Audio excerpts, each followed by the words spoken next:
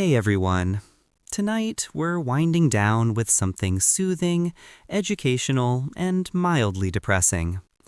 We're taking a sleepy walk through the working world of medieval Europe. This is the kind of content that makes you feel better about your job, even if you had a rough Monday and your boss sent you a 5-paragraph email that could have been a single bullet point. So get comfortable.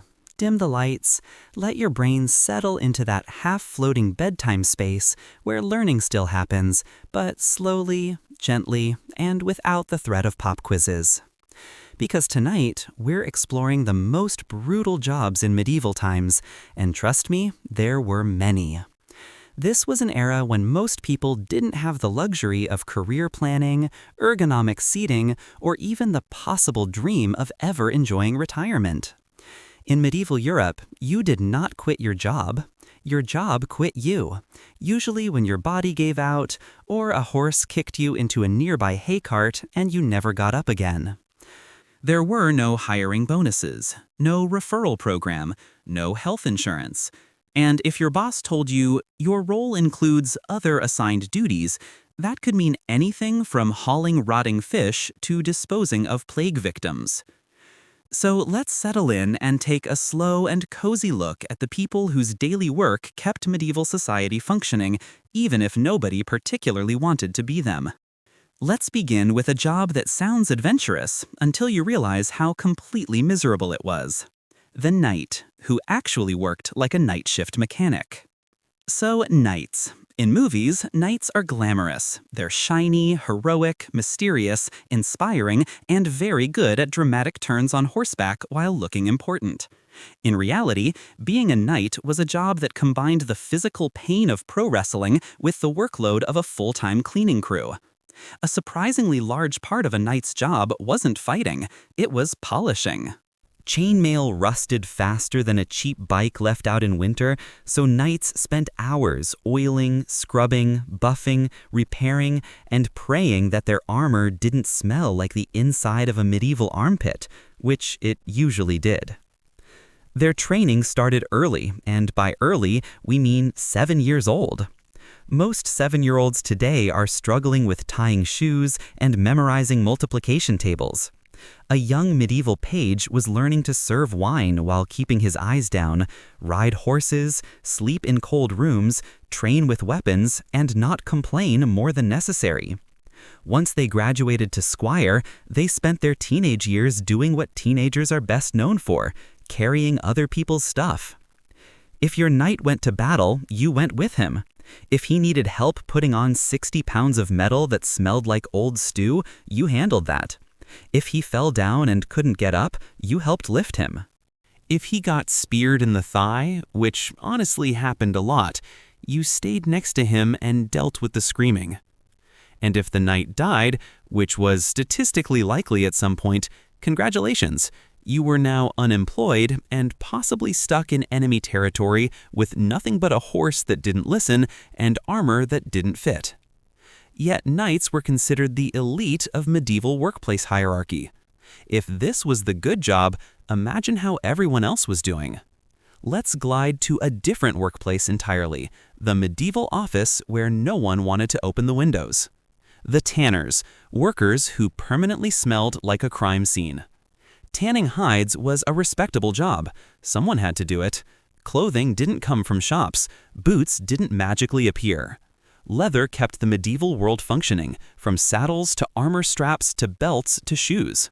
But working with animal skins in a world without deodorant, sanitation laws, gloves, or the concept of personal space created an environment that, let's just say, did not encourage visitors.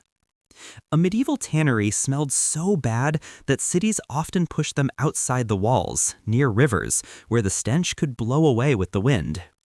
Tanners worked ankle-deep in a mixture of rotting animal skins, waste chemicals, and various organic materials you definitely did not want to step in.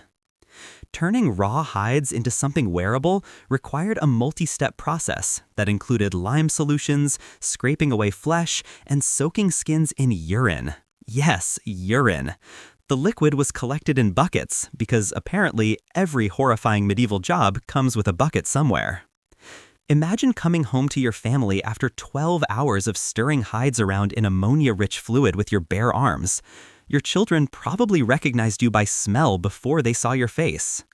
And despite the misery, nobody admired tanners. You didn't get to say, "I tan because I'm passionate about the craft." People avoided standing downwind of you. Marrying into a tanning family meant your in-laws smelled like they lived next to a battlefield. The upside was job security. As long as humans needed footwear, tanners had work. The downside was everything else. Let's move from bad smells to bad working hours. The miller, who was basically the medieval workplace villain. You wouldn't think grinding grain would make you the most hated person in town, but that's medieval economics for you. Mills were vital. Most Europeans relied on grain as their main food source, and unless you wanted to grind wheat yourself using a stone the size of a toddler, which, after 2 minutes, would make you seriously question the point of existence, you took it to the mill. But mills weren't free. The lord owned the mill, and peasants were legally required to use it. The lord took a cut. The miller took another cut. 2 or 3 cuts later, the farmer walked home thinking, "Wow, I did the farming and still came out broke." Even other medieval workers thought millers were shady. There were so many jokes and complaints about millers stealing extra grain that it became part of their stereotype. Medieval literature, songs, sermons, and jokes all depicted millers as cheerful con artists who measured flour with creative flexibility. The annoying part, millers were also necessary. No miller, no bread, which meant that even as everyone complained about them, they also lined up to hand them grain every week. Their work was also physically demanding. Mills ran on water wheels, windmills, or draft animals, and someone had to maintain the gears, machinery, and grain flow. Grinding stones wore down, floods broke wheels, debris got stuck.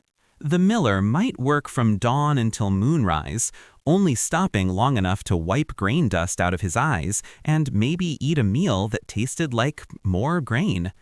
So yes, the miller was disliked, overworked, dusty, constantly blamed for being greedy, and surrounded by noisy machinery that left many partially deaf. The medieval version of peaceful corporate success. Let's shift from milling grain to something a little darker, because why not? It's medieval history. The executioner, who didn't get invited to parties. If medieval jobs had Yelp reviews, the executioners would mostly say, "Necessary but depressing." Management expectations unclear. Everyone stares when you walk into the tavern. In a world full of harsh legal punishments, someone had to carry out the sentences.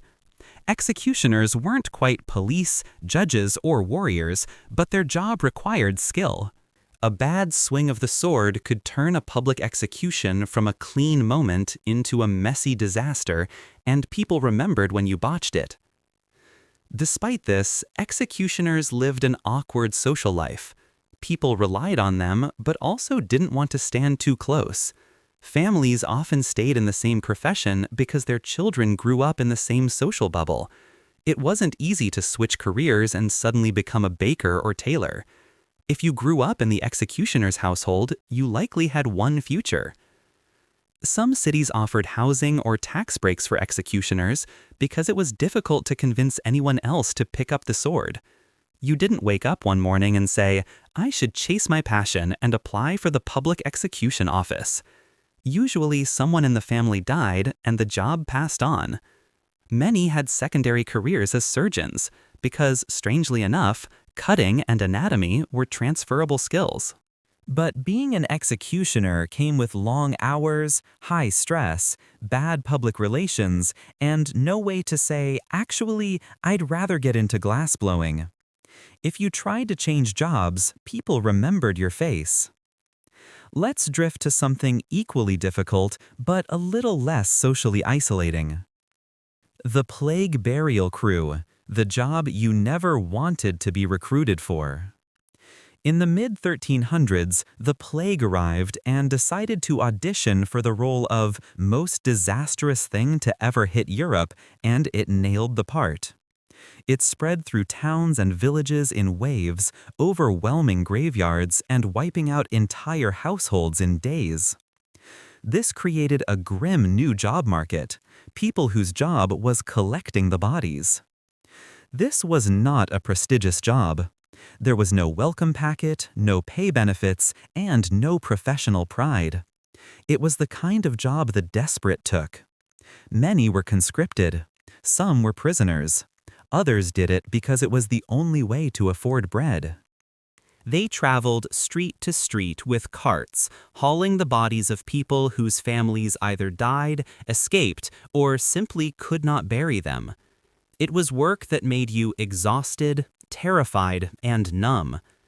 Imagine doing that day after day while knowing you were probably breathing in the same air that killed your neighbors. Medieval job perks were not uplifting. If someone today jokes that their job is killing them, they've never worked plague cleanup. Now let's drift to something slightly more grounded in everyday life. The farmer, because most people didn't have a choice. Noble households might write poetry, merchants might make fortunes, clergymen might read books, but most medieval Europeans spent their entire lives farming. And farming, in this era, was not the chill aesthetic farm lifestyle you see on social media. There were no raised beds, drip irrigation systems, or peaceful morning videos of someone making herbal tea while chickens stroll past in slow motion. You worked from before sunrise until you couldn't see your hand in front of you. You had no machinery. Your tools were simple. Every harvest depended on the weather and luck. If disaster struck, drought, disease, storms, locusts, you starved. The farmer's job didn't end at farming. Peasants also had to maintain roads, provide labor for the Lord, serve in militias, haul logs, fix fences, deliver crops, and pay taxes. Always taxes, eternal taxes. If you're wondering how people rested, the answer is they didn't. They simply collapsed when their bodies demanded it. Still, most peasants took pride in their work. Their communities were tight-knit. Their days had structure. And compared to plague collectors or tanners, farming was almost peaceful, if your definition of peaceful includes constant fatigue and occasional famine. And that is where we'll pause for now.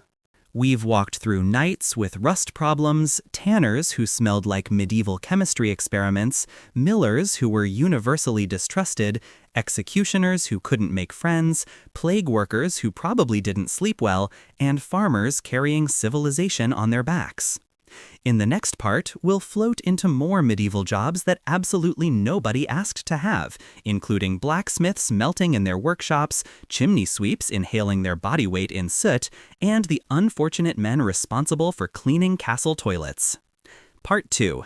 Welcome back to work, Medieval Edition. Hey again. If you're still awake, congratulations!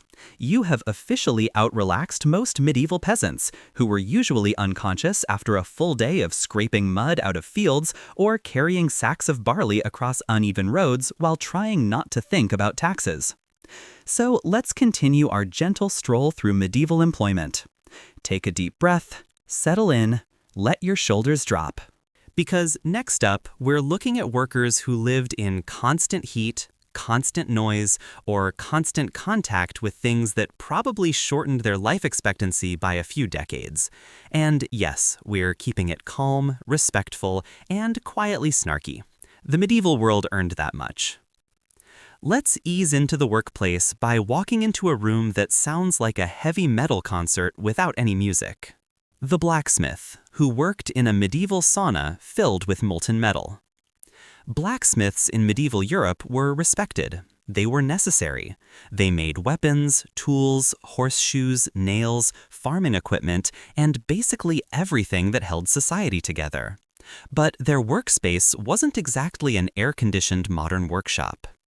Imagine being inside a stone forge with a fire blasting heat in your face for 10 to 12 hours at a time.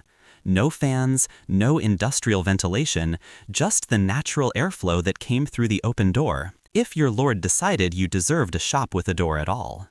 Blacksmiths inhaled charcoal smoke, metal dust, and whatever chemical reactions happened to occur when you heated up iron that wasn't exactly lab-grade clean. Over time, their lungs paid the price. So did their hearing. A hammer slamming against metal hour after hour, day after day, doesn't create long life filled with peaceful auditory experiences. But the real challenge wasn't just heat or noise. It was the expectation that nothing could ever be done wrong. If a farmer needed a plow fixed, you fixed it. If a knight needed armor reforged, you reforged it. If the local lord's horse threw a shoe on the way to church, congratulations. Now the horse is cranky, the lord is crankier, and you have about 3 minutes to make everything right before someone starts complaining about how you've always been unreliable. Blacksmiths often worked until their backs permanently curved. They handled tools with gloves that may as well have been made of optimism because they didn't protect much. Burns were constant. Scars were normal. And still, villagers respected them. You never insulted the blacksmith unless you planned to walk around wearing weapons and tools that seemed slightly more fragile next year. Let's cool down and move somewhere less heavy, but somehow more deadly. The miner, underground problem solver with no health department. Mining has always been rough, but medieval miners might have been operating in the worst working conditions in European labor history. They worked underground using handheld picks, candles or oil lamps, and a deep sense of impatience with gravity. Mines collapsed often. Ventilation was a nice theoretical idea, but rarely implemented. If your candle blew out and you were 10 tunnels deep, you probably just had a reflective moment about your life choices. Miners dug for silver, tin, copper, iron, and occasionally gold. Towns sprang up around mines, trying hard to celebrate the economic boom while everyone quietly pretended that half their male population didn't disappear every decade. Miners dealt with toxic gases, heavy dust, falling rocks, equipment that was mostly wood and prayer, long climbs into shafts where the exit ladder was questionable at best, and they didn't even get the glamour or excitement of pirate treasure. Much of the ore had to be smelted, meaning miners were partners with smelters in the same let's inhale metal fumes until our lungs look like brick kilns career track. There was skill involved, though. Experienced miners could listen to the walls and judge whether the structure was about to shift. It wasn't a perfect science. Sometimes they were wrong, and that was that. Still, mining paid better than farming, which tells you something about how badly paid farming was. Let's step out of the mines and into a far less glamorous workplace. The gong farmer. The job nobody wanted, but someone had to do. If there was one medieval job that perfectly captured the phrase unpaid emotional damage, it was the gong farmer. And yes, gong was a medieval word for human waste. Gong farmers cleaned cesspits, privies, and castle latrines, usually in the dead of night when the smell wouldn't ruin everyone's daytime morale. They climbed into pits that had been accumulating material for months or years. They shoveled it out by hand, they carried it away in buckets or barrels, and they repeated that process until they questioned every life decision that led them here. On paper, the job paid surprisingly well. Nobody else wanted to do it, which meant higher wages. But gong farmers lived on the edge of town, wore clothes that no amount of laundry could save, and were about as socially welcomed as a plague rat wearing a party hat. Also, if the fumes got bad enough, because raw human waste produces some truly spectacular gas, workers passed out inside the pits, and if someone didn't pull you out fast enough, you didn't wake up. Medieval sanitation laws varied, but in London, gong workers were supposed to finish their work before sunrise. They were also banned from walking through certain streets during the day because nobody wanted to gamble on whether the wind would shift. If anyone in medieval Europe had the right to file a workplace complaint, it was these people. They won't appear in school textbooks, but they kept cities livable in their own unfortunate way. Let's move to a job that doesn't involve literal sewage, but still wasn't pleasant. The chimney sweep, a profession designed by someone who hated lungs. Thanks to medieval heating technology, houses accumulated soot faster than a candle hoarder in a windowless monastery. Chimneys clogged constantly, and blocked chimneys meant smoke backing into the house, which could suffocate families or start fires.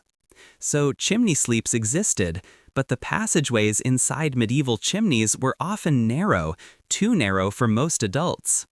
Take a moment to imagine what society did next. Yes, they sent children. Chimney sweeps, especially in later centuries, but already emerging in medieval cities, often relied on boys small enough to climb inside chimneys with brushes and scraping tools. This was risky for obvious reasons. You could slip, you could suffocate, you could burn yourself, or your lungs could slowly turn into soot storage. No one was writing articles about workplace safety, no posters reading, "Your lungs matter." If you could crawl and survive, you had a job. Chimney sweep masters were often strict and not always gentle. These boys worked long hours, in the cold, with limited food, scraping filth off walls while breathing it in. And they were paid little. Nothing kills the romance of medieval fireplaces like remembering that someone's underpaid apprentice had to wriggle up inside the chimney like a human vacuum hose. Let's step out of the chimneys and move into a job that traveled the roads. The messenger, because someone had to deliver bad news by horseback. Many medieval rulers sent important information via trained messengers, sometimes called couriers. These workers traveled long distances on horseback, often alone, through weather that ranged from charming drizzle to "Why are my eyebrows frozen sideways?" Their job was straightforward: carry letters. Their dangers were not. Messengers faced bandits, wolves, unpredictable nobles, bad bridges, worse roads, horses that didn't care that this message was urgent. There was also the issue of secrecy. If someone captured you, they might demand that you hand over the letter, or worse, deliver it anyway, but read it first. Messengers had to memorize information in case written letters were confiscated.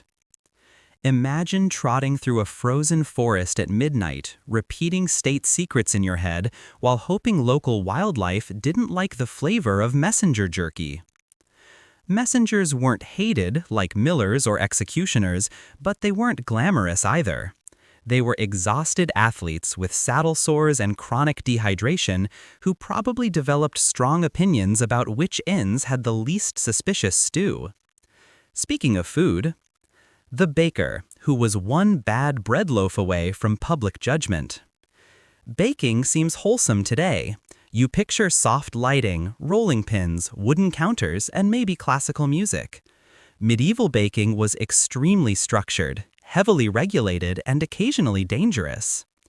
Bread was a staple food, so rulers wanted to keep prices low and weight consistent. If a baker was accused of selling underweight bread or mixing in something suspicious, like sawdust, chalk, or anything else desperate bakers sometimes added during grain shortages, the punishment could be severe. The assay of bread, established in England in the 1200s, laid out exact standards. Sell a small loaf, charge too much, and you could be fined, pilloried, or forced to give away bread for free while the town laughed at you. Imagine being a baker, already working through the night because bread needed to be ready at dawn, and knowing that one bad batch could ruin you in front of the entire neighborhood. You burned yourself constantly. You inhaled flour dust every day. You never slept in. And then someone would knock on the shop door at sunrise asking why the loaf wasn't perfectly sized. Bakers lived on stress, caffeine-free early wake-ups, and the knowledge that everyone in town depended on them. Let's drift into a more specialized role. The scribe. Medieval office worker with no keyboard shortcuts. Clergy members, scholars, and professional scribes copied books by hand. Not short books, not pamphlets. Entire manuscripts, page after page, line after line, while maintaining legible handwriting using quill pens that had the same durability as a discount USB cable.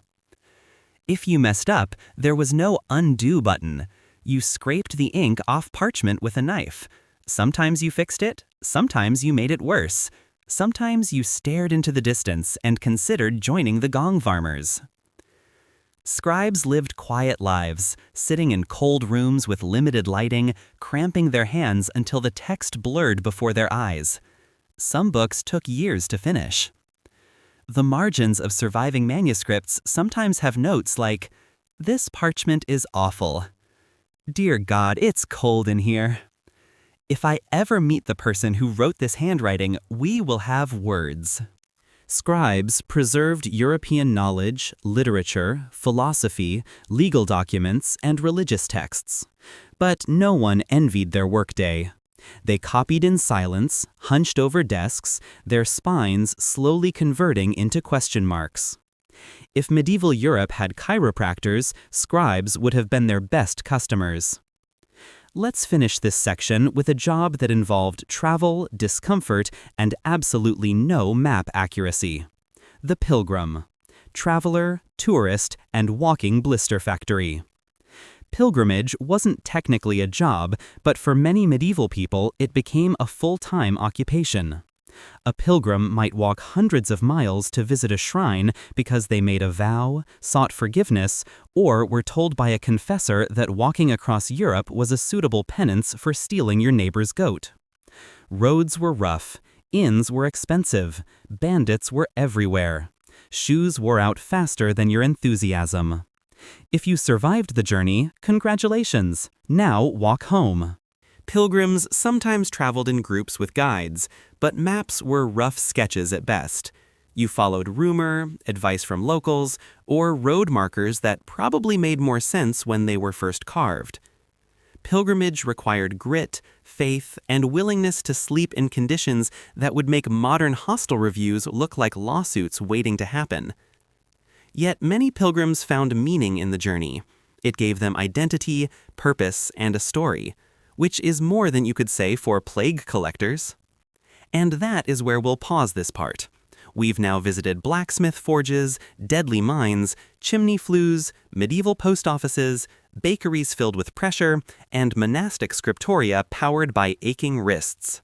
Part 3, razor cuts, bone saws, and other great reasons to stay home. Welcome back.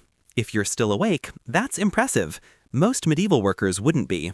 They'd be passed out somewhere after a full day of clanging, digging, sweating, or trying to earn a living while being one step removed from tetanus at all times. Tonight, we continue our calm wander through medieval professions that nobody in their right mind would apply for on LinkedIn today. So settle in, adjust your pillow, let your breathing slow, and imagine a workplace where workplace safety regulations were mostly good luck out there. We ended last time at the humble pilgrim. Now, let's move to a job that combined hairstyling, dentistry, minor medical procedures, and light surgery. Yes, that existed, and it was strangely normal.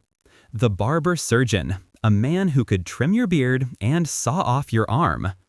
Today, you go to the barber for a haircut, maybe a shave, maybe a trim that goes slightly too short but grows out in 2 weeks.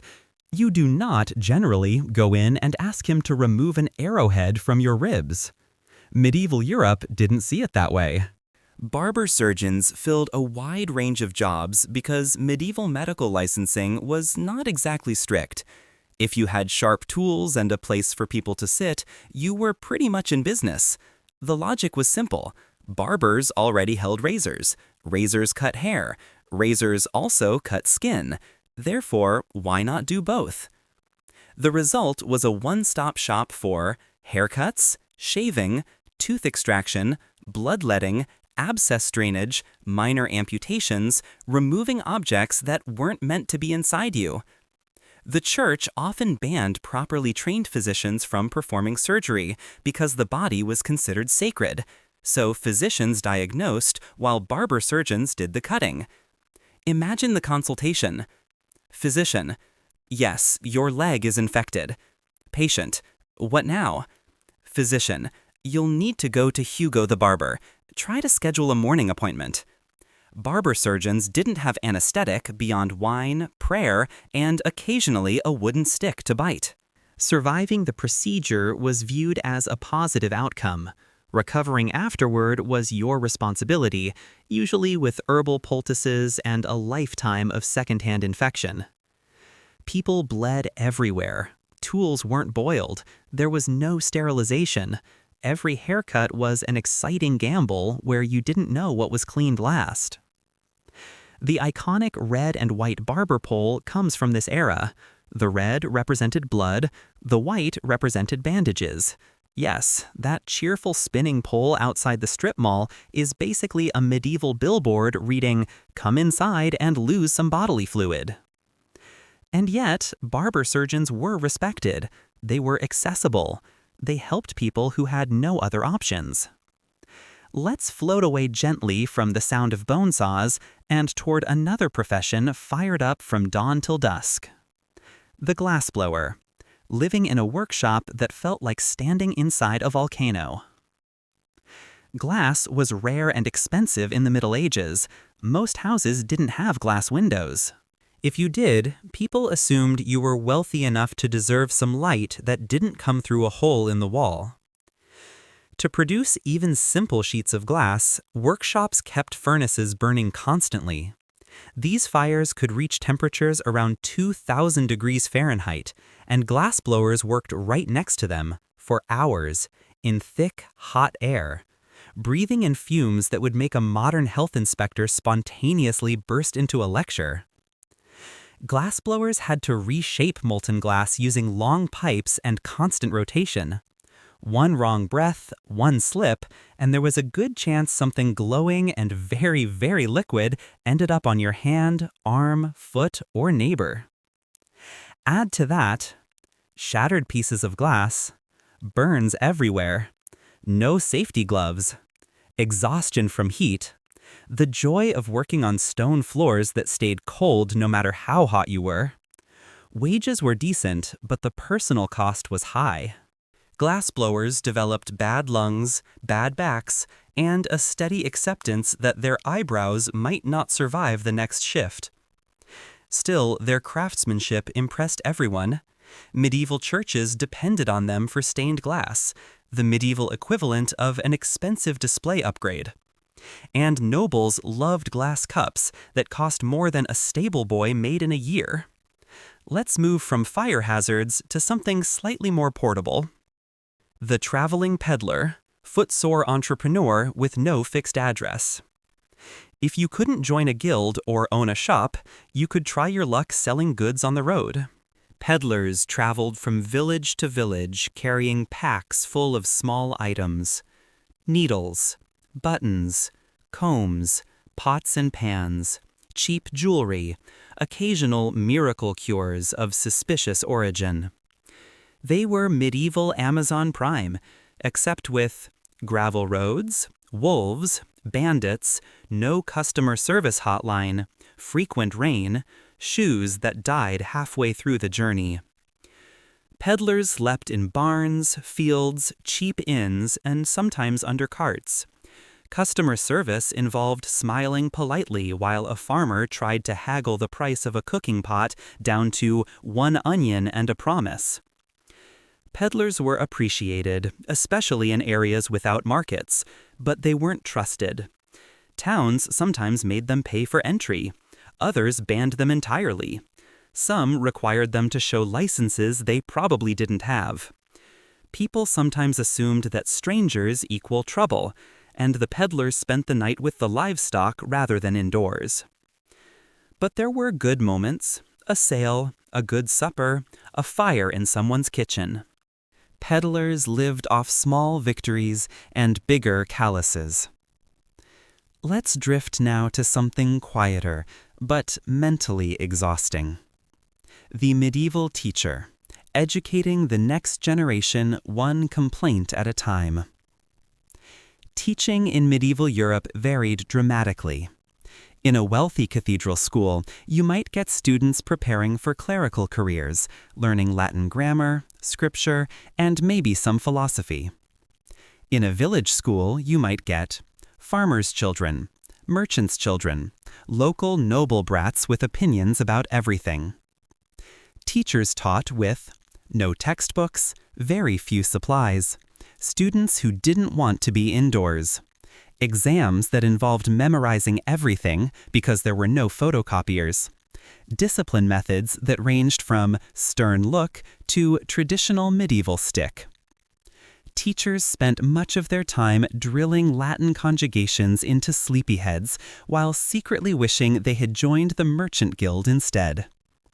Wages were inconsistent. Some teachers lived on donations. Others were paid in housing, meals, and small coins. Some taught lessons in taverns. Yes, pub schools existed, the medieval equivalent of homeschooling but with loud knights arguing in the background. Teachers worked long hours for small results, but they preserved reading and writing in places where literacy wasn't guaranteed. Without them, scribes, clerks, priests, and chroniclers wouldn't exist. Speaking of recording things, the town watchman, security guard with zero backup and terrible hours. Most medieval towns could not afford a dedicated police force, so they had watchmen.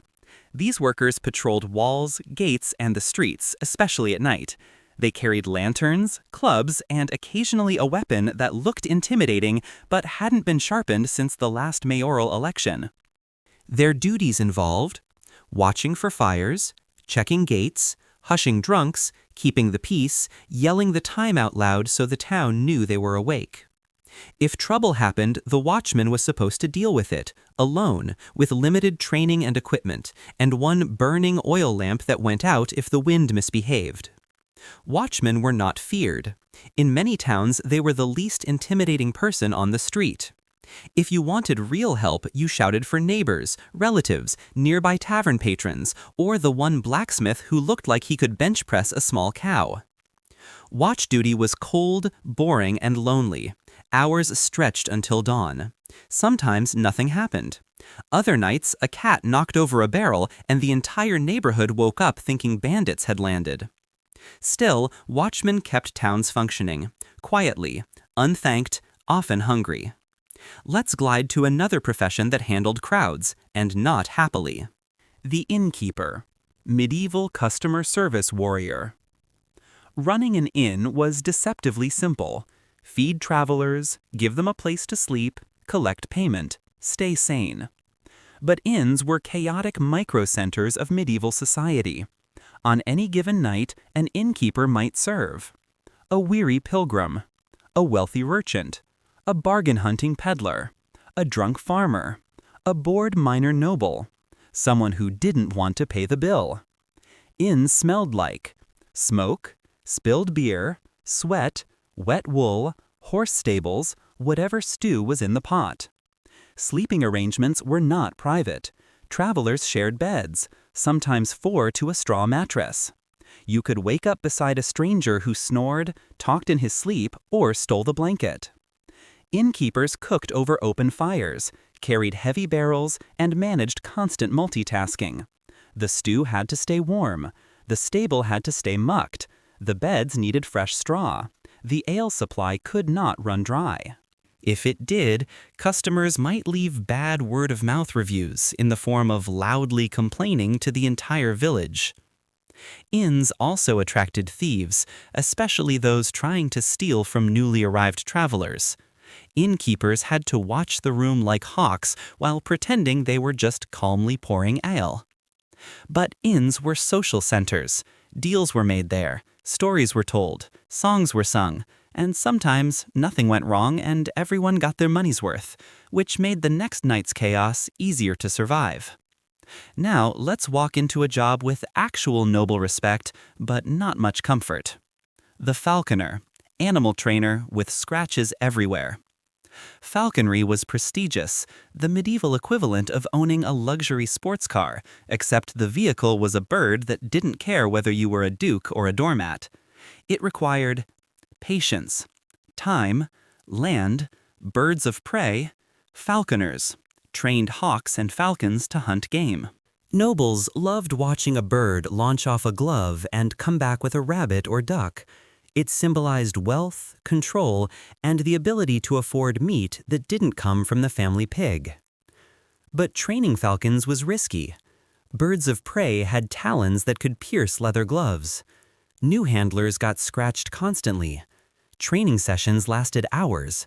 Birds didn't always return. Sometimes they chased the wrong target. Sometimes they just flew away and never came back, which is basically the falcon's version of quitting mid-shift. Falconers lived outdoors, rain or shine. They cleaned mews, they fed birds with fresh game. They dealt with nobles who wanted results faster than nature provided.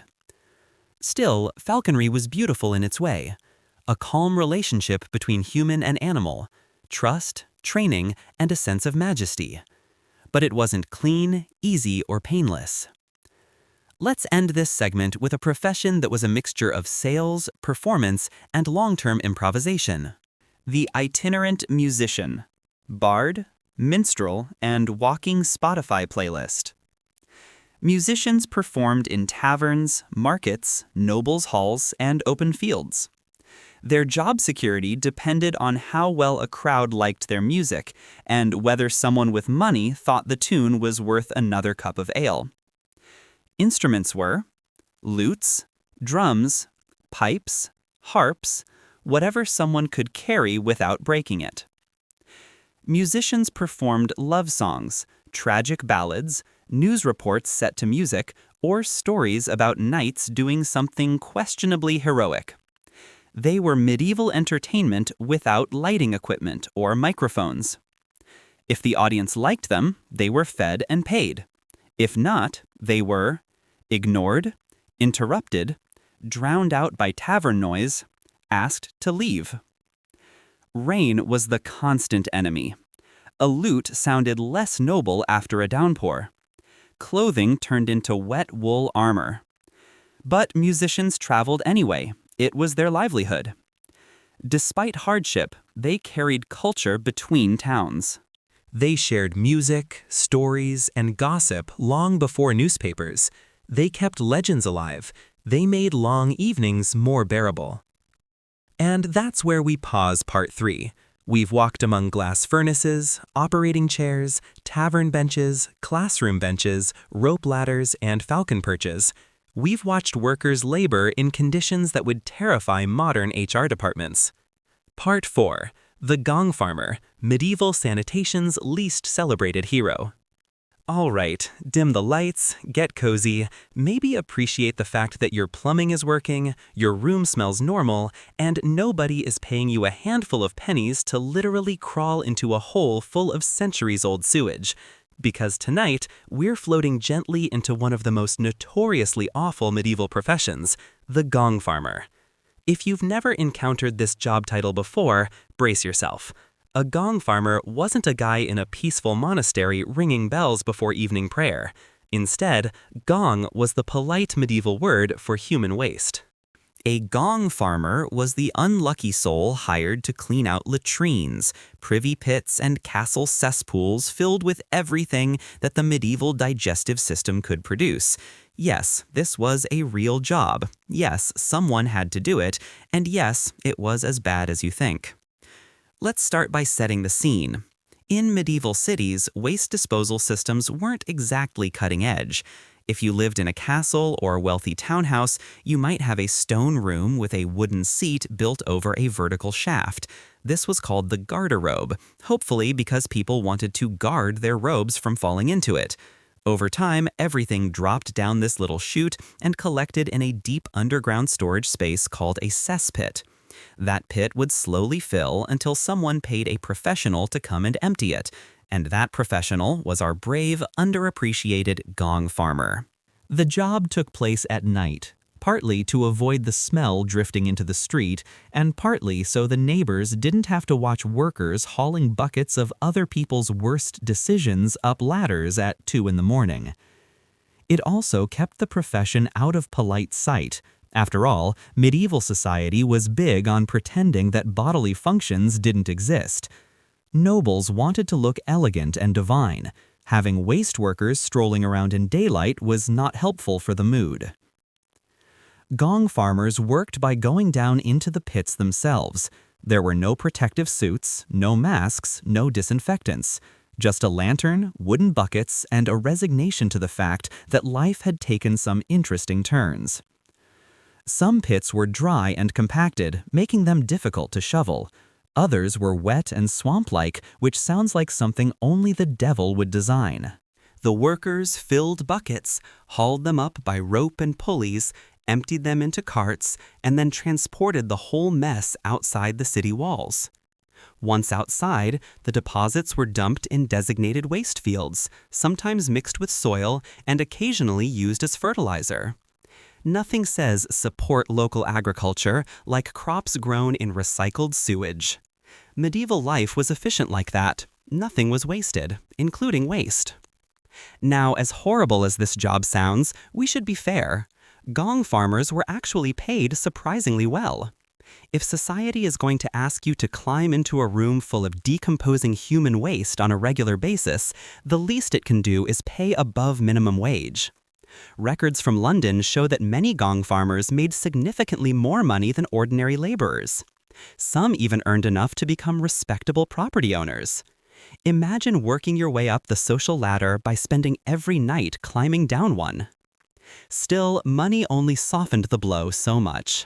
The smell was legendary. Chroniclers described cesspits as overwhelming even before a shovel touched the surface. Workers sometimes burned incense in their nostrils just to numb their sense of smell. Others stuffed herbs up their noses. No matter what, they carried the scent home. Some could probably walk into a tavern and clear it without saying a word. Their reputation among regular townsfolk was complicated. On one hand, everyone knew they performed a necessary function. Without them, streets, homes, and waterways would overflow with sewage, and cities would become unlivable. On the other hand, people didn't exactly invite them to dinner parties. The profession came with a strong social stigma. Medieval towns actually had laws preventing gong farmers from walking through major streets during daylight hours, as if the whole community was pretending they didn't exist.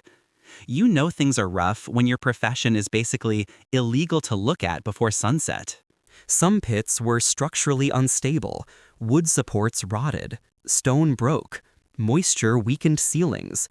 Workers could literally be swallowed by shifting waste or trapped underground. Medieval sanitation workers were not just dealing with filth, they were risking their lives doing it. Many chronic diseases likely came from long-term contact with human waste: skin infections, lung conditions, chronic respiratory problems, intestinal illnesses, all occupational hazards that came without the benefit of workplace insurance. No medieval doctor was writing sick leave notes for "fell into a cesspit on shift."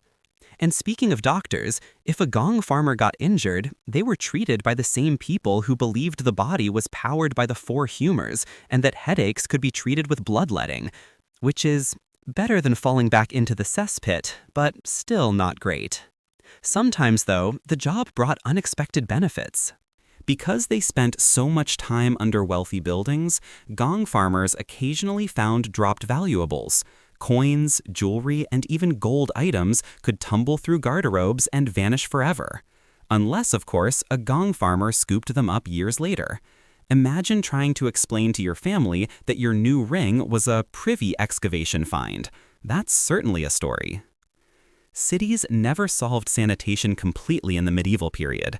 As populations grew, so did the waste. Gong farmers had to work constantly to keep the system from collapsing, and occasionally it did. When cesspits overflowed, the contents could leak into streets or seep into basements. No medieval family ever wanted to discover they had an indoor sewage fountain courtesy of poor waste management. One of the most unpleasant examples comes from 1326 in London, when a cesspit collapsed beneath a tavern, swallowing the unfortunate owner and several workers. They did not survive. Even history's chroniclers seem to have told the story with a grim expression and a quiet sigh. Not exactly the kind of tale that inspires tourism brochures. Working conditions also made the job lonely. They dug, hauled, scraped, and shoveled through long nights, with nothing but lantern light and the sound of dripping stone walls. The city above slept warmly in their beds. Some medieval moralists even used gong farmers as metaphors for those who work in darkness for the good of everyone else. It was about the only praise they ever got. Still, these workers were indispensable. Without them, medieval cities would have collapsed into disease and chaos. But because their occupation was unpleasant, medieval society pretended not to notice them. The city wanted clean streets and functional plumbing systems, but not the reminder that thousands of people were helping maintain them from underground. The job was invisible by design. As strange as it sounds, some gong farmers probably had a sense of pride, not about the smell, but about the necessity. They kept cities livable. They prevented disease outbreaks. They provided a foundational service before sanitation science even existed. Modern urban planners owe a quiet nod to people who spent their lives in the darkest corners of medieval infrastructure. So, as we drift further into the night, take a moment to appreciate that you will never need to climb into a stone pit armed only with a bucket and hope. Your toilets flush, your sewer lines function. There is no need for nightly waste hauling expeditions. Medieval people would look at your bathroom with awe. They would probably also look at modern shampoo and cry with joy. Let's drift gently away from the cesspits now. Wipe our imaginary boots, wash our hands very thoroughly, and step out into the medieval night air. And since this is sleepy history, no drama, no shock, no soaring music, just a soft transition. Because now we'll float over to another task that medieval society depended on, but no one wanted to think about. Another profession tucked away behind the scenes, where workers labored quietly so everyone else could pretend everything was fine. A job involving broken bodies, legal punishment, and the kind of workplace you definitely didn't want to tell your parents about. Part 5. The Executioner. A necessary job no one wanted to admit existed. Settle back in. Maybe stretch your shoulders, because now we're drifting, slowly and calmly, toward another medieval profession that was unpleasant, unavoidable, and socially awkward at best. The executioner. A job that existed in every kingdom, duchy, and fortified market town, yet most people pretended not to notice. Medieval justice loved big public punishments, but the people who carried them out were treated like embarrassing relatives that everyone needed but no one wanted to sit next to at family dinners. In theory, executioners were meant to enforce the law.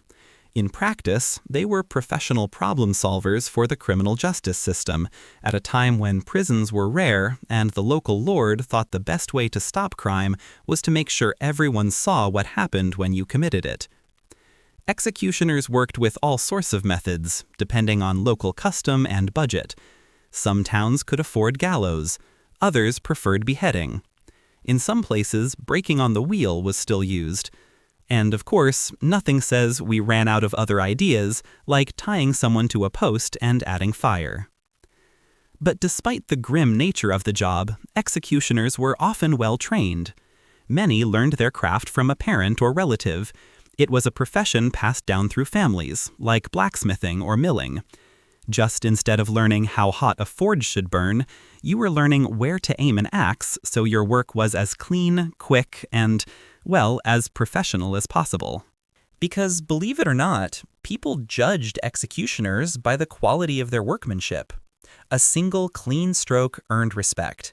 Several messy attempts earned angry crowds, thrown vegetables, and a very awkward day at the office. Unlike gong farmers, executioners didn't do their job in the shadows. Their work was performed in the town square at noon, with half the population in attendance. Children, adults, traveling merchants, and probably some castle servants skipping duties for a good view. Executions were civic entertainment, a break from the normal routine of hauling water, tending sheep, or trying not to catch something unpleasant from the public well. Life was harsh and short, and public punishment was one of the ways medieval people bonded.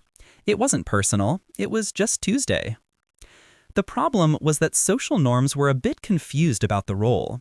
Executioners were needed, the Lord couldn't enforce justice without them, but regular townsfolk didn't like being near them. Many believed the work stained the soul, or that touching the executioner brought bad luck. Some cities forced executioners and their families to live on the edge of town, often near leper colonies, tanneries, or other physically unpleasant places. Others required executioners to wear special clothing so people could avoid brushing shoulders with them in the marketplace. Imagine being essential to the smooth function of society, but still having shopkeepers refuse to hand you bread. Many executioners had to teach themselves trades to survive, since normal businesses didn't want to serve them. Ironically, some towns solved this by requiring executioners to act as medics.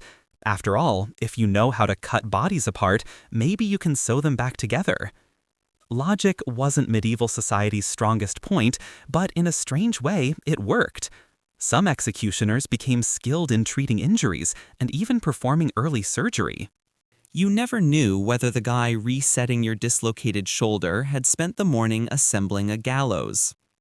The role also came with legal responsibilities. Executioners often served as torturers, body inspectors, interrogators, and suicide coroner officials. If someone died mysteriously, officials frequently sent for the executioner to examine the corpse for evidence. It turned out that someone who dealt with bodies regularly was considered more reliable than the average busy town clerk who probably fainted at the sight of blood. Executioners also disposed of body parts from punishments, hung severed heads above city gates, and reinforced what passed for municipal security. For all of this, they were usually well paid. Towns needed to keep them motivated because trying to recruit new talent wasn't exactly easy. Nobody woke up and thought, I'd love to be the guy everyone whispers about at the tavern. And executioners themselves rarely switched careers. Once society mentally locked you into the role, you were stuck. Even if you retired, changed towns, or learned a completely new craft, people would still point and say, "Isn't that the man who used to, professionally kill people?" Mob pressure was another challenge. Crowds could be unpredictable. Sometimes they were drunk, sometimes they were angry. Sometimes they decided the accused didn't deserve the punishment and turned on the executioner instead. A good executioner had to know how to read a crowd. If the axe slipped or the rope snapped, the audience could suddenly become very unfriendly. People in medieval Europe didn't mind violence, but they disliked incompetence. Public punishment was supposed to look swift, heroic, symbolic, and almost ceremonial. Nobody wanted to watch a half hour of unsuccessful sword swings on a windy day. If you're wondering whether medieval people practiced before performing, the answer is yes.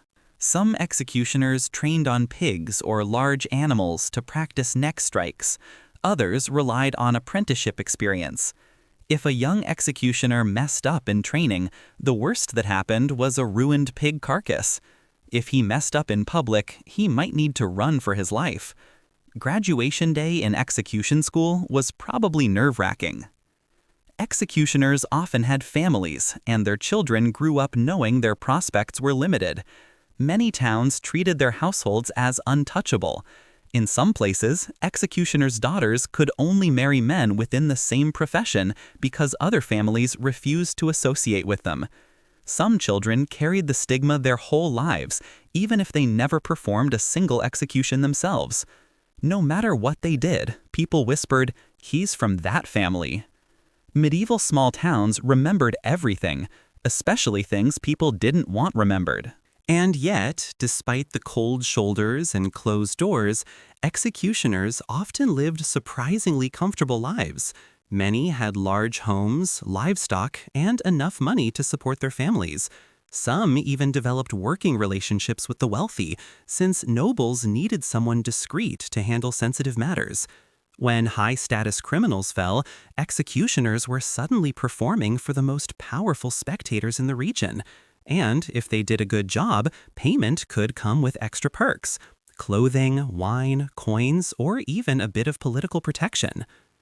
Another small advantage was access to goods others couldn't legally touch. Clothing, belts, and personal items from condemned criminals were often given to the executioner as part of the payment system. In a society where cloth was expensive and shoes took weeks to handcraft, this was practical recycling. Some executioners became small-time merchants on the side. After all, nothing says eco-friendly medieval market like second-hand tunics collected from the unfortunate. Some executioners became unexpected local celebrities. Heinrich Franz Schmidt of 16th century Germany kept detailed diaries describing his career. He wrote about his techniques, frustrations, and even moral reflections. He seemed deeply aware of the strange space he lived in, essential, skilled, and socially excluded. Schmidt carried out hundreds of executions, yet he also healed more than that number as a medical practitioner. In a modern sense, we might call him a complicated character. Medieval society would call him useful, but stay 10 feet away. Part of the emotional burden rested on the fact that executioners could not always refuse a job. If the local lord demanded someone's punishment, the executioner was expected to comply, even if the crime was questionable. Some executioners expressed guilt or exhaustion. Others accepted the profession as fate. Medieval life wasn't big on personal choices. Most people did the work available, and most occupations came with issues. Some people shovel fields, others shoveled waste. Some carried swords, others carried buckets. Everyone made do. As we settle deeper into the night and let this image soften, it's worth noting that executioners symbolize a key truth about medieval society. Life was hard, systems were rigid, and nearly every profession had a cost. The wheel turned, the crowd gathered, the sword fell, and the town moved on. People woke up the next day, fetched water, baked bread, brought in firewood, and tried not to think too hard about anything unpleasant. And so we leave the executioner behind, another invisible pillar of medieval civilization, standing at the edge of town, living in that hazy line between necessity and rejection. Tomorrow would bring more work, more decisions, more crowds. But for tonight, our sleepy medieval world spins on, calm and unhurried. From here, let's gently float to another profession, less bloody, more cramped and smoky. A job where the workplace was heated, but not in a relaxing spa way, where 14-hour days were normal and the smell of molten metal lingered in everything you owned. Part 6. The Blacksmith. Overworked, overheated, and underappreciated. Settle in, adjust your pillow, and picture the warm glow of a forge flickering in the dark. We're drifting now into one of the most essential but exhausting professions in medieval life, the blacksmith. Not the romantic movie version where sparks fly in slow motion while a handsome hero lifts a perfectly polished sword with one hand. No. Real medieval blacksmiths were the beaten-down backbone of the town, working endless hours in a smoky workshop that was about as relaxing as living in a wood-fired pizza oven without the pizza. Blacksmiths forged the physical world that medieval society lived in. Need shoes for your horse? That's the blacksmith. Repairing the plow you snapped because the field was more rock than soil? Blacksmith again. Looking for armor? Nails? Hinge pins for your rotting door? A new lock after your neighbor tried to test whether stealing chickens was worth the risk? Yes, still the blacksmith. There was no medieval hardware store where you could walk in and pretend you knew what you were looking for. There was one guy with a hammer, a bellows, and a furnace, and he was responsible for holding the entire village together with metal and optimism. The workplace wasn't glamorous. A standard forge was a small, dark building packed with heavy iron tools, piles of charcoal, smoke-stained rafters, and a heat level that could generously be described as "please bring water." The smith's day began before dawn and ran until the last customer went home, which could be late at night if someone's cartwheel had snapped during evening travel and they absolutely needed a repair before the wolves came out. Blacksmith schedules didn't ask for weekends. They asked for endurance. Let's float through the daily rhythm, slowly and calmly. First step, get the fire going. Not with a lighter, but with flint, tinder, and skill. Fire was the heart of the workshop. Without it, nothing worked. Bellows kept the flame breathing. Charcoal kept the heat high. If the bellows broke, the forge stopped. If the charcoal was damp, the flame smoked and sulked. If the wind changed direction, smoke might blow straight into the smith's face, turning the workshop into something that would violate every modern safety regulation and probably most building codes. Temperature control was an art. Too cold and the metal wouldn't shape. Too hot and it burned. Medieval smiths didn't have thermometers. They relied on color. When the metal glowed a certain shade of yellow, orange, or bright red, they knew what they were working with. It was like a rainbow of stress indicators. The hammering itself wasn't gentle. The smith lifted a hammer that weighed enough to qualify as medieval gym equipment, swung it at heated iron hundreds or thousands of times a day, and prayed his arm wouldn't fall off. Repetitive strain wasn't a medical term yet, but every blacksmith knew its meaning. Elbows creaked, shoulders stiffened, hands blistered.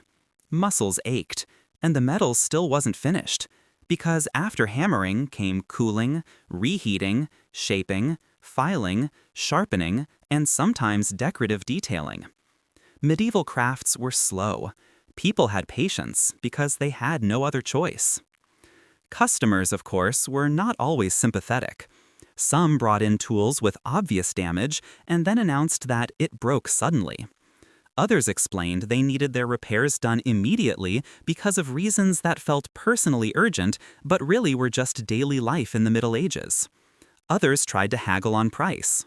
Blacksmiths lived in a world where "I'll pay you after the harvest" was an acceptable sentence that everyone understood might mean "I hope the weather cooperates or you'll get nothing." Money was unpredictable. Some smiths earned well, others barely scraped by. Agriculture dictated everything. If a village had a bad season, nobody had spare money to replace broken equipment. So the smith worked anyway, hoping the next season would be better. It wasn't always. And then there were taxes. Medieval authorities loved taxes. They taxed land, livestock, ovens, windows, wheat, and anything else they could measure without breaking into a sweat. They also taxed trades. Blacksmiths had to pay guild fees, local levies, and sometimes maintenance dues to the lord, which basically meant, you live in my land, so give me money. No one enjoyed taxes. But smiths especially didn't, because by the time they paid expenses, there wasn't always much left. Guilds controlled entry to the profession, especially in towns. To become a master smith, you had to apprentice for years, working for food and lodgings rather than wages. Apprentices swept the workshop, pumped bellows, fetched water, and chopped wood. If they were lucky, they got lessons in metalwork. If they were unlucky, they just got more sweeping. The master didn't have to treat them well. Medieval training programs were not big on wellness packages. After apprenticeship came journeyman work. A traveling smith might wander from town to town looking for commissions. They carried their tools, wore their best boots, and hoped someone needed a metalworker. And when they finally became masters, they still had to prove themselves. Finish a sword poorly? Word spread. Build a bad horseshoe that injured a nobleman's horse? Congratulations, you just became regional gossip. Horse-related work was probably the most constant source of income. Animals needed shoes. Roads were terrible. Hooves cracked. Nails snapped. And not every horse wanted to stand still while you lifted its foot and started hammering metal under it. Blacksmiths developed patience, or bruises, sometimes both. A cantankerous horse could easily send the smith flying into a trough, anvil, or wall if the mood struck. There were no insurance forms. Armor making was prestigious but rare.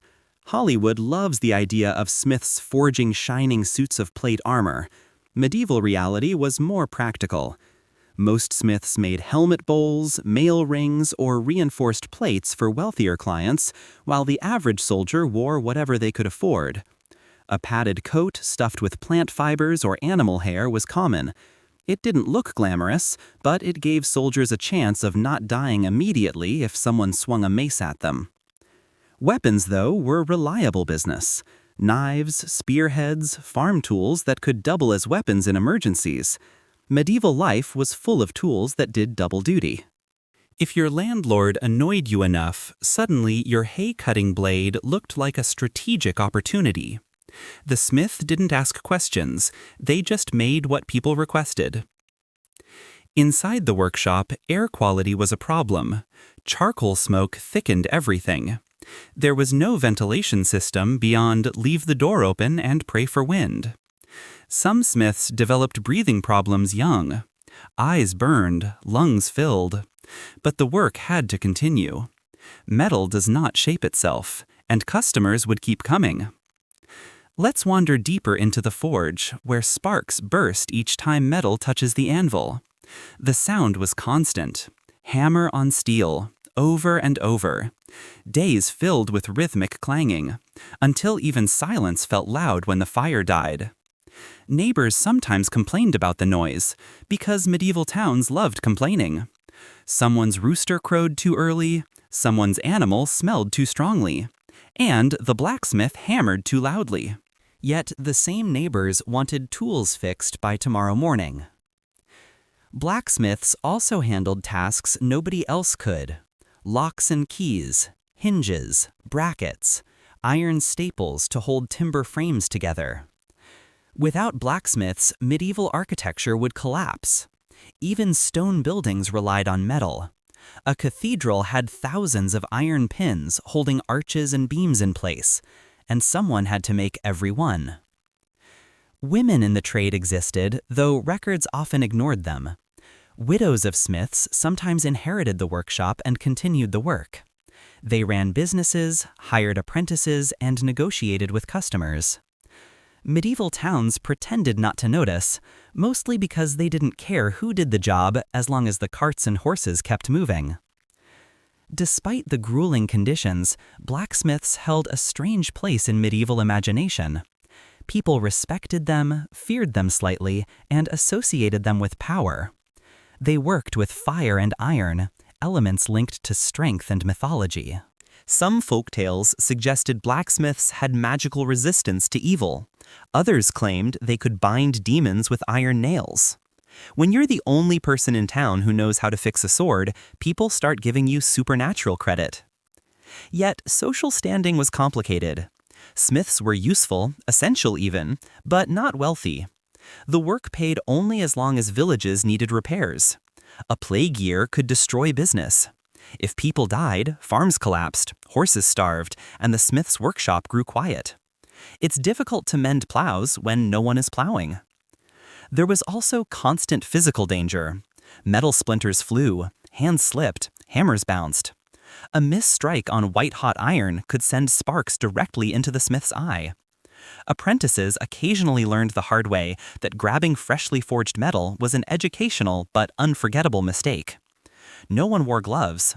Leather was expensive and made delicate work harder. Burns were part of the trade. Scars were almost a uniform. But there was pride, too. A good blacksmith saw their work everywhere. Hinges on doors, horses on the road, villagers harvesting crops with tools they'd forged. Their labor was invisible in the best way. Nobody thanked them every time a cart rolled smoothly down the street, but everyone noticed when things broke. At the end of a long day, the forge cooled. The embers faded from bright yellow to deep red, then dark gray. The smith's arms felt like cooked noodles. The workshop still smelled of hot metal, charcoal, and sweat. Maybe the apprentice swept the floor while the master locked up, hoping tomorrow would bring work, money, and maybe fewer cracked horseshoes. But even then, no real rest. If someone knocked at the door late at night with a broken plow blade and a desperate look, the smith answered. Farming waited for no one. Neither did trade caravans. Metal was the skeleton of the medieval world, and blacksmiths were its constant surgeons. As we ease into the night, we step back from the heat and let the imagined workshop fade. Our clothes no longer smell of smoke, our arms stop aching, and the rhythmic clang of the hammer softens into silence. Ahead lies another profession waiting in the shadows, less fiery, more fragrant. A job involving herbs, potions, plenty of rumors, and the occasional accusation of witchcraft. A role people visited in secret, hoping for healing in an age when doctors believed problems could be solved by removing a pint of blood and hoping for the best. Part 7. The Gong Farmer, Medieval Waste Management with No Benefits. Let's glide quietly into another medieval career path that absolutely no one wanted, but someone had to do, because society tends to stop functioning once human waste starts piling up. Tonight, we're talking about the gong farmer, a real job, a job that existed for centuries, and one that makes every modern career complaint sound adorable. Gong farmers were, in the most polite possible wording, professional cleaners of human waste. In less polite wording, they shoveled out the deep, dark cesspits beneath medieval houses, castles, and public latrines. These weren't tidy little chambers either. They were deep stone cavities stuffed with years of compacted organic matter baking slowly like the world's worst casserole. Congratulations, if you have a sensitive stomach, you're probably imagining it now. The job itself wasn't actually worked during normal daytime hours, because no one wanted to experience this process while going about their day. Gong farmers operated at night. While everyone else slept comfortably above ground, these workers descended into the pits below, armed with nothing more than a shovel, a bucket, and absolutely no sense of emotional self-preservation. You have to respect the psychological strength involved in looking at a dozen feet of medieval sewage and thinking, yes, I will climb in there now. There were laws in some cities requiring that gong farmers work quietly. The logic was that if residents heard the sounds of someone chopping away at layers of waste beneath their homes, they might become upset or refuse to eat breakfast the next morning. Fair point. No one wants the mental image of a stranger hewing a tunnel through fermented refuse beneath their dining room floor. People often assume this was a job done by random peasants who drew the shortest stick in life. Surprisingly, the pay was better than you'd think. Because no one wanted to do this job, some gong farmers made decent money. Not luxury money, not commission a portrait of your favorite saint in solid gold money, but enough that you could support a household while occasionally burning your clothing to eliminate certain sensory memories. There was one big downside, though, beyond the obvious. Medieval society had strict social ideas about cleanliness and purity. If you worked in waste, you were considered spiritually contaminated. Many gong farmers were treated like untouchables, not as criminals or sinners, but as people whose job automatically separated them from polite human interaction. Some cities confined them to specific neighborhoods. Others allowed them to live wherever they liked, but refused to let them enter certain buildings. It was a strange mix of, "we need you desperately," and "please don't sit too close to us." And of course, the health hazards were significant. Medieval cesspits weren't neatly disinfected environments. They were damp chambers full of bacteria, toxic gas, insects, and occasionally rats that had lived their entire lives feasting on waste. Individuals working in this job frequently developed respiratory issues, chronic infections, and long-term health problems. Though, realistically, this was the Middle Ages, you could develop those things from breathing ordinary town air. The work itself involved a combination of brute force and strategic planning. You couldn't just scoop the mess out and dump it anywhere. Regulations often required waste to be carted to designated dumping fields outside town walls. This produced a silent night convoy of workers trundling along dirt roads with barrels of human byproduct, hoping not to hit a pothole. You definitely didn't want that barrel tipping over. No one wanted to be the person who returned home at dawn coated in the wrong kind of mud. There were also occupational hazards no one wrote official manuals for. Toxic fumes sometimes gathered in the deeper pits. If you stayed too long without fresh air, you risked passing out and landing face first in the very thing you were paid to remove. Many workers tied ropes around their waists so others above ground could haul them out if something went wrong. Imagine explaining that at your workplace safety meeting, assuming medieval workplace safety meetings existed. Some pits were so packed that workers had to carve tunnels through the solid waste rather than scoop it out layer by layer. That is a sentence that feels deeply unfair to everyone involved in the story. If nothing else, it shows that people throughout history have always worked far harder than they deserved for far less comfort than they needed. Despite the conditions, the profession somehow persisted. Someone always needed to do the job. Whether the town was thriving, starving, experiencing plagues, celebrating a royal marriage, or dealing with a foreign invasion, human biology remained uncooperative. People made messes. Someone had to clean them. Medieval society didn't have plumbing, and until the late Middle Ages, sewer engineering was basically let the waste fit in a hole and hope future generations figure out something better. You might wonder what kind of person willingly chose this career. Was it a calling? Probably not. It was more likely someone with few other options, or someone who saw the steady pay and decided that dignity was overrated when there were mouths to feed. At least gong farmers were rarely out of work. Economic recessions didn't affect them much. Even during famine, people still produced waste. Job security came in unusual forms. One interesting detail is that some places respected the profession more than others. In a few towns, gong farmers were required by law to wear identifiable clothing. This might sound like a way to shame them, but it also gave them the ability to move freely while doing their work without being mistaken for trespassers sneaking into basements at night. You can imagine a scenario where an armed guard encounters someone emerging from a sewer tunnel and asks them suspiciously, and the worker responds with something like, "Actually, I'm legally allowed to be here. I'm just having a rough evening." What's quietly remarkable is that many medieval communities operated for centuries without major sanitation disasters thanks to these workers. They accomplished something that early city planners could never have achieved alone. While kings argued, nobles complained about taxes, and merchants haggled over grain prices, the humble gong farmer quietly kept society from collapsing under the weight of its own biological consequences. Not that anyone thanked them for it. Let's take a quiet moment to imagine a medieval city without gong farmers. Within weeks, streets would overflow, wells would become contaminated, and disease would spread faster than royal gossip. Everything from trade to daily life would grind to a halt. So yes, they may have been unglamorous and avoided at the market, but they were essential workers before the term existed. Now, with that gentle appreciation for medieval sanitation professionals stored in your mind, let's drift onward to another career that probably made people question their life choices.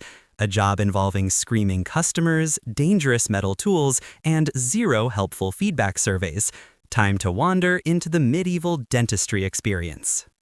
Part 8. The barber-surgeon, medieval dentistry and bloodletting with extra flair. All right, take a deep breath, settle into your pillow, and let's float softly into another profession that sounds slightly adventurous until you remember it was the Middle Ages, the barber-surgeon. Yes, barbers back then didn't just cut hair. They pulled teeth, bled patients, set broken bones, and occasionally performed minor surgeries. Imagine your hairstylist suddenly announcing, "Now let's extract this molar, then I'll do a fade." That's the Middle Ages for you. The role evolved out of necessity. Medical knowledge was limited. Universities trained doctors who studied theory, but they rarely touched patients. That left ordinary barbers to fill the gap between theory and reality. They wielded scissors, razors, and leeches with equal proficiency. Today, we might call it multitasking. Back then, it was survival. Barber surgeons performed procedures that modern viewers might find shocking. Bloodletting was a staple. The belief was that most illnesses came from imbalances of the four humors: blood, phlegm, black bile, and yellow bile. Got a headache? Lose a pint of blood. Fever? Perhaps a few leeches. Medieval people were very consistent about this approach. If something hurt, remove fluid. If something didn't hurt, remove fluid anyway, just in case. Pulling teeth was another specialty. Medieval dentistry didn't include anesthetics, drills, or polite waiting rooms. Instead, a barber surgeon might tie a rope around your head, grab the offending tooth with pliers, and yank it out. People sometimes passed out, fainted, or screamed. The barber, if skilled, managed not to lose a finger. It was an art form. Pain management consisted mostly of chanting, herbs, or blunt encouragement. It'll be over soon. Some barber surgeons had small shops, complete with the faint scent of herbs, incense, and occasionally blood. Others traveled from town to town, offering their services wherever a scream could be tolerated. Their tools were sharp and often reused. Sterilization was limited to fire and whatever the imagination allowed. Bandages, linen scraps, painkillers, herbs, and hope. Barber surgeons also handled minor surgical interventions, draining abscesses, lancing boils, stitching wounds. Some performed amputations during emergencies, such as battle injuries or severe accidents. In those moments, speed was everything. A slow surgeon meant a patient might die. And because medieval surgery often lacked proper anesthesia, a fast hand was also the kindest hand. A skilled barber surgeon was respected and feared simultaneously. Social status was ambiguous. They weren't university-trained physicians, so some nobles looked down on them. Yet they possessed skills most doctors didn't dare practice. Townsfolk needed them. Soldiers needed them. Anyone who had survived long enough to break a bone or develop tooth decay probably encountered one. There was also a subtle hierarchy within the profession. Barbers who focused solely on haircuts and shaves were considered the entry level. Surgeons who could bleed patients and perform minor surgeries were more advanced. A few highly skilled practitioners handled complex procedures like lithotomy or battlefield amputations, but these were rare and often drew attention from the highest-ranking patrons who could afford to take chances on someone with a steady hand and a blunt instrument. Interestingly, some barber surgeons doubled as cosmeticians, using their knowledge of herbs to improve skin, dye hair, or produce tinctures. This mix of medicine and aesthetics may seem strange today, but it reflected medieval practicality. Why send two people when one could handle both? And in small towns, the barber surgeon was often the only professional capable of addressing both superficial and serious bodily needs. The dual role also helped normalize the occasional scream from the chair, whether from pain or surprise. Risks were constant. Accidents with knives, scalpels, and razors were common. Blood-borne diseases were poorly understood. Infection control was minimal. Yet for every mishap, the barber surgeon gained experience. Those who survived often became deeply skilled, sought after, and even feared for their ability to make pain disappear, sometimes permanently. Despite the dangers, there were benefits. Medieval communities often respected competent barber surgeons. Some gained wealth and property, others became civic fixtures, their shops landmarks within the town. And because they held skills no one else dared to practice, they were almost impossible to replace. As the night drifts on, picture yourself in a dimly lit medieval shop, the faint scent of herbs and soot in the air, the soft metallic gleam of instruments resting on a wooden tray. Imagine the quiet focus of the barber surgeon, hammering, cutting, or pulling teeth while the world sleeps outside. A job no one wanted, but everyone needed, performed with a calm efficiency that's almost admirable. From here, we'll float gently toward the next profession, the miller. Someone who operated the giant, creaking water or windmill, producing flour for the entire community. A seemingly simple job, but with its own set of risks, complaints, and long, monotonous hours. a role that silently shaped medieval life while remaining mostly invisible to everyone who ate bread without thinking about where it came from.